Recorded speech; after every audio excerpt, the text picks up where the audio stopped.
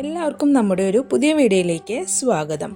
ഇപ്പോൾ നമ്മളുടെ കുട്ടികൾക്ക് വെക്കേഷനൊക്കെ അല്ലേ, അപ്പോൾ അവർക്ക് വൈകുന്നേരത്തിന് ഉണ്ടാക്കി കൊടുക്കാൻ പറ്റിയ ഒരു വിഭവത്തിൻ്റെ റെസിപ്പിയാണ്. അപ്പോൾ നമുക്കത് എങ്ങനെ ഉണ്ടാക്കണമെന്ന് നോക്കിയാലോ. ഇത് ഉണ്ടാക്കാൻ വേണ്ടിയിട്ട് ഞാൻ 2 കപ്പ് മൈദയാണ് എടുത്തിരിക്കുന്നത്. ഇനി ഇതിലേക്ക് ആവശ്യത്തിന് ഉപ്പ് ചേർത്തിട്ടുണ്ട്. പിന്നെ 1 കപ്പ് തേങ്ങാപ്പാലാണ് ചേർത്തിരിക്കുന്നത്. ഇനി തേങ്ങാപ്പാലില്ലെങ്കിൽ നമ്മൾ സാധാ ചായ ഉണ്ടാക്കുന്ന പാലുണ്ടല്ലോ, അതെടുത്താലും മതി. പിന്നെ ഒരു മുട്ട ഒന്ന് ബീറ്റ് ചെയ്തിട്ട് ഇതിലേക്ക് ഒഴിച്ചിട്ട് അതും കൂടി ഒന്ന് മിക്സ് ചെയ്യാം.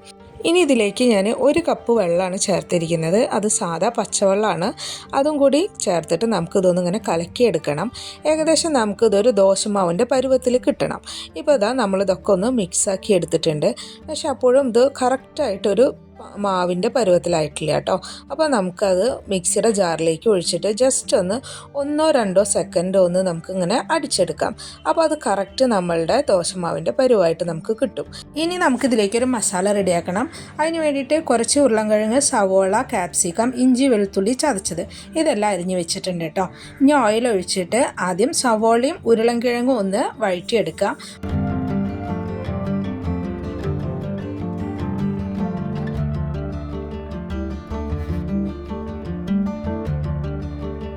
ഇപ്പോൾ ഉരുളൻകിഴങ്ങൊക്കെ നന്നായി വെന്ത് വന്നിട്ടുണ്ട്. ഇനി അതിലേക്ക് ആവശ്യമായിട്ടുള്ള ഉപ്പും കുറച്ച് പെരിഞ്ചീരകം പൊടിച്ചതും ഉണക്കമുളക് ചതച്ചതും കൂടിയും ചേർത്തിട്ടുണ്ട് കേട്ടോ. ഇത് നന്നായി ഇളക്കിയെടുത്തിട്ട് നമ്മൾ അരിഞ്ഞു വെച്ചിട്ടുള്ള ക്യാപ്സിക്കം ഉണ്ടല്ലോ, അതും കൂടിയും ചേർത്ത് ഒരു 2 സെക്കൻഡ് ഒന്ന് അടച്ചു വെച്ച് വേവിക്കാം. കുറച്ച് സമയം നമുക്ക് വേവിക്കേണ്ടുള്ളൂ. അതിന് ശേഷം അതിലേക്ക് നമ്മൾ ഉപ്പും കുരുമുളകും ഇട്ടിട്ട് വേവിച്ചെടുത്തിട്ടുള്ള ചിക്കനാണിത്, അതും കൂടിയും ചേർത്തിട്ട് കുറച്ച് ഗരം മസാലയും കൂടിയും ചേർത്ത് നന്നായി മിക്സ് ചെയ്തിട്ട് നമുക്കിത് ഒരു പ്ലേറ്റിലേക്ക് മാറ്റിയിടാം കേട്ടോ. ഈ ഗരം മസാലയ്ക്ക് പകരം നമുക്ക് അറബിക് മസാല ഉണ്ടെങ്കിൽ അത് ചേർത്താലും നല്ല ടേസ്റ്റ് ആയിരിക്കും. ഇനി നമ്മൾ അരച്ചു വെച്ച മാവ് കൊണ്ട് നമുക്ക് ദോശ പോലെയൊക്കെ ഉണ്ടാക്കിയെടുക്കണം. അതിന് വേണ്ടിയിട്ട് നമ്മൾ സോസ് ഒഴിക്കുന്ന ബോട്ടിലുണ്ടല്ലോ, അതാണ് കേട്ടോ എടുത്തിരിക്കുന്നത്. അതില്ലെങ്കിൽ ഇതുപോലെ ഒരു ബോട്ടിൽ നമ്മൾ പപ്പടം ചുട്ടെടുക്കുന്ന കോലുണ്ടല്ലോ, അത് വെച്ചിട്ട് ഹോളാക്കി എടുത്താലും മതി. ഞാനിപ്പോൾ ഇതുപോലത്തെ ഒരു ബോട്ടിലാണ് എടുത്തിരിക്കുന്നത്. ഇനി ഒരു ഫ്രൈ പാൻ ചൂടാക്കി എടുത്തിട്ടുണ്ട്. അത് ചൂടായി കഴിഞ്ഞാൽ ലോ ഫ്ലെയിമിലേക്ക് മാറ്റി വയ്ക്കാം. എന്നിട്ട് ഇതുപോലെ നമുക്ക് ഉണ്ടാക്കിയെടുക്കാം കേട്ടോ. ഇനിയിപ്പോൾ നിങ്ങൾക്ക് ഇങ്ങനെ ചെയ്യണം എന്നില്ലെങ്കിൽ സാധാ ദോശ പോലെ ആക്കണമെങ്കിൽ അങ്ങനെ ചെയ്താലും മതി. ഞാൻ കുട്ടികൾക്കൊരു വ്യത്യസ്തമായ രീതിയിലാവുമല്ലോ എന്ന് വിചാരിച്ചിട്ടാണ് ഇങ്ങനെ ചെയ്തിരിക്കുന്നത് കേട്ടോ. ആദ്യം ഇതുപോലെ നമുക്ക് ഒരെണ്ണം ഉണ്ടാക്കിയെടുക്കാം. എന്നിട്ട് നമുക്ക് ഇതുപോലെ തന്നെ വേറെ ഒന്നും കൂടി ഉണ്ടാക്കിയെടുക്കണം. ഇത് പെട്ടെന്ന് തന്നെ വെന്ത് കിട്ടും, നമുക്ക് മറിച്ചിടേണ്ട ആവശ്യമൊന്നുമില്ല കേട്ടോ. ഇതാ ഒരെണ്ണം ഇപ്പോൾ റെഡി ആയിട്ടുണ്ട്. നമുക്കിനി രണ്ടാമത്തതും കൂടി ഇതുപോലെ തന്നെ ഉണ്ടാക്കിയെടുക്കാം. ഇങ്ങനെ ഉണ്ടാക്കിയത് കൊണ്ട് നമ്മൾ ഫില്ലിങ്ങൊക്കെ ചേർക്കുമ്പോൾ അത് പുറത്തേക്ക് പോകാനുള്ള സാധ്യതയുണ്ട്. അതുകൊണ്ട് ഞാൻ 2 മുട്ട എടുത്തിട്ട് അതിലേക്ക് കുറച്ച് ഉപ്പും കൂടിയും ചേർത്തിട്ട് ഒന്ന് നമ്മളിതിൽ ഒഴിച്ചിട്ട് ഒന്ന് ദോശ പോലെ തന്നെ പരത്തിയെടുക്കുക.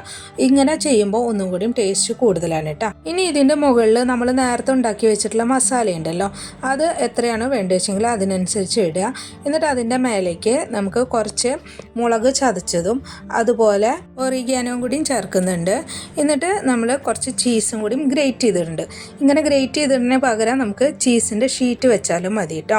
ഇനി കുറച്ച് ടൊമാറ്റോ സോസും കൂടി നമ്മൾ ഒഴിക്കുന്നുണ്ട്. ഇനി മയോണൈസ് വേണമെങ്കിൽ മയോണൈസും നമുക്ക് ചേർക്കാം. ഞാനിപ്പോൾ ഇത്രേ ചേർത്തിട്ടുള്ളൂ കേട്ടോ. ഇനി ഇതിൻ്റെ മുകളിൽ നമ്മൾ നേരത്തെ ഉണ്ടാക്കി വെച്ചിട്ടുള്ള ഇതുപോലത്തെ ബേസ് ഉണ്ടല്ലോ, അതും കൂടി ഇതിൻ്റെ മുകളിൽ വയ്ക്കുക. എന്നിട്ട് 1-2 മിനിറ്റും കൂടിയും ഇങ്ങനെ തന്നെ ഫ്രൈ പാനിലൊന്ന് വയ്ക്കുക. അതിന് ശേഷം നമുക്കിത് എടുത്ത് ഉപയോഗിക്കാം കേട്ടോ. ഇപ്പോൾ ഇതിൻ്റെ ബാറ്റർ ഞാൻ ഉണ്ടാക്കിയിരിക്കുന്നത് മൈദ വെച്ചിട്ടാണ്. നമുക്ക് ഗോതമ്പ് വെച്ചിട്ട് ഇതുപോലെ തന്നെ ചെയ്യാം, അതല്ലെങ്കിൽ റവ വെച്ചിട്ടും ഇങ്ങനെ ചെയ്യാം കേട്ടോ. റവ ഇത് ചെയ്യാനായിട്ട് മുന്നേ കുറച്ച് വെള്ളം ഒഴിച്ചിട്ട് ഒരു 10 മിനിറ്റ് നേരം ഒന്ന് സോക്ക് ചെയ്യാൻ വയ്ക്കുക. എന്നിട്ട് നമ്മൾ ഇതിൽ ചെയ്ത പോലെ തന്നെ ചെയ്താൽ മതി.